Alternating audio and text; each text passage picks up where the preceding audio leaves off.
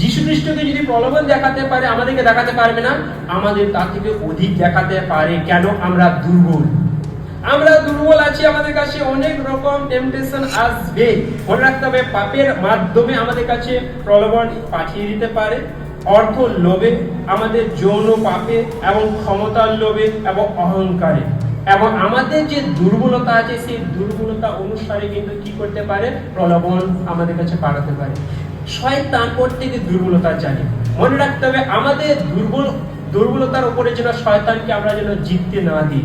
আমরা যেটা জানি সেইখান থেকে যেন আমরা বেরিয়ে আসতে পারি। আর এটা হচ্ছে কার কাজ? শয়তানের কাজ। সেই জন্য যীশু খ্রিস্ট কিভাবে তার সঙ্গে কি করেছিল? প্রতিবাদ করেছিল কিভাবে? কি বলেছে? লেখা আছে, লেখা আছে, লেখা আছে। 3 বার বলেছিল কি? লেখা আছে।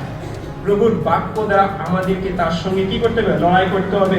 মনে রাখতে হবে, আমাদের কাছেও বাক্য দ্বারা প্রলোভন নিয়ে আসতে পারে। পাপ পরিপক্ক হয়ে মৃত্যুকে জন্ম। আমেন।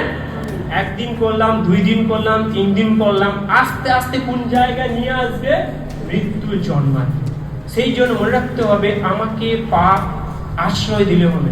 আর পাপ যদি আমি আশ্রয় দিই, তাহলে সেই পাপ আমাকে কোন জায়গায় নিয়ে যাবে?